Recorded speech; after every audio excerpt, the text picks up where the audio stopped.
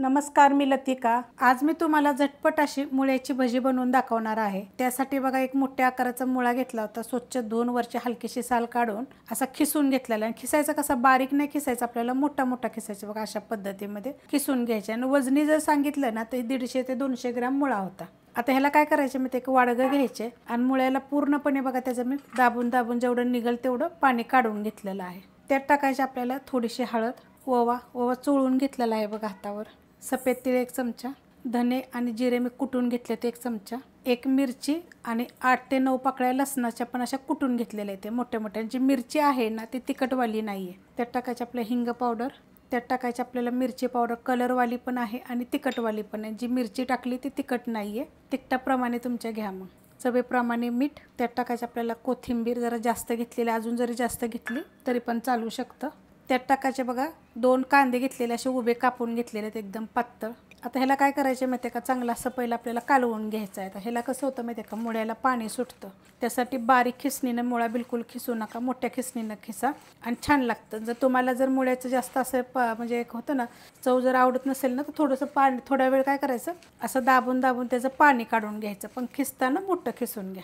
मस्त बघा असं मिक्स करून घेतलेलं आहे, त्याला पाणी सुटतं बघा, अशा पद्धतीत कांदा बिंदा वापरलं एवढं पाणी सुटलेलं आणि ओलसर झालेलं आहे। आता तुम्ही ह्याच्यामध्ये काय टाकू शकता, ह्याच्यामध्ये तुम्ही पालक पण टाकू शकता। स्वच्छ धुवायची, पिळून घ्यायची, पूर्ण कापून घ्यायची, नितळून घेतली की बिलकुल त्यात पाणी राहत नाही, ती जरी टाकली तरी, पालक जरी टाकली तरी चालेल। आता ह्याच्यामध्ये सेम वाटीच्या प्रमाणे घेतलेलं आहे, हे काय केलेलं आहे, बारीक रवा घेतलेला आहे, सेम वाट्या घेतलेल्या आहेत, चण्याच्या डाळीचं पीठ आणि तांदळाचं पीठ। आणि चमच्याच्या मापानं जर तुम्हाला सांगायचं म्हटलं ना, हे सगळं 2-2 चमचे आहे।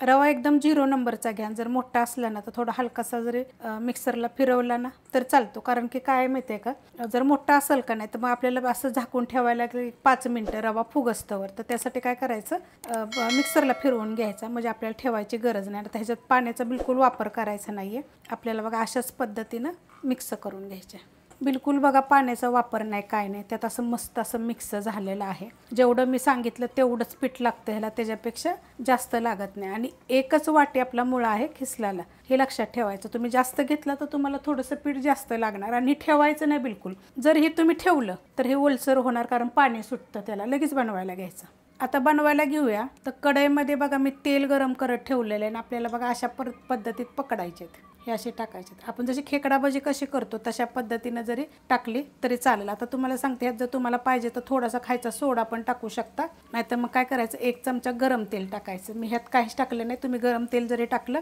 तरी चालू शकते। गॅस आहे मीडियम, आणि तळताना काय करायचं, ह्याला मीडियम गॅसवर तळायचं, कडक गरम झाल्यानंतर, बारीक गॅसवर तळायचं नाही। आता हे मी थोडेसे टाकून घेते, सोडून घेतल्यात बघा जेवढी बसेल तेवढी, आणि 1-2 मिनटानंतर आपल्याला ह्याला हलवायचे आहेत। हलवून घेऊया, मस्त एकदम होतात बघा।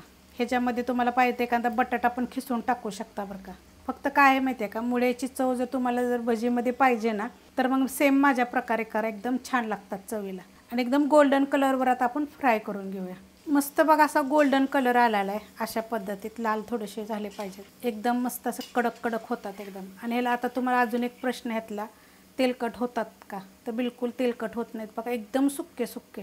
आता हे अशा थोडंसं नितळून घ्यायचं बघा, असं प्लेट ह्याच्यामध्ये चाळणीमध्येच मी काढते, चाळणीमध्ये बघा मी काढून घेतलेले आहे ते, आणि बाकीचे मी तळाय ठेवलेले आहे ते। आता हे बिलकुल बघा तेलकट नाहीत, एकदम सुक्के सुक्के असे होतात। आता तुम्हाला ह्यातला अजून एक प्रश्न सांगते, एकदम आपले जसे कांदे भजे कसे असतात, खेकडा भजे, अशा पद्धतीने हे होतात एकदम असेच, जसे मी सांगितले सेम बनवलं तर अशाच पद्धतीनं होतात बघा, एकदम कुरकुरीत। आता हे कसे माहिती आहे का, बनवायचे आणि खायचे बघा, आतपर्यंत सोडा नाही, काय नाही, तेलकट नाहीत, असे छान असे होतात एकदम, आणि चवीला पण छान लागतात। कारण काय, सगळ्या गोष्टी खायच्या वेगवेगळ्या पद्धतीनं करून, तर माझ्या चॅनलवर खूप रेसिपी मी वेगवेगळ्या पद्धतीनं अपलोड केलेले आहे। जर तुम्हाला पाहिजे तर तुम्ही रेसिपीचं नाव सांगा, मी तुम्हाला लिंक देते। रेसिपी आवडली तर लाईक करा, सबस्क्राईब करा, कमेंट करा आणि शेअर बी करा।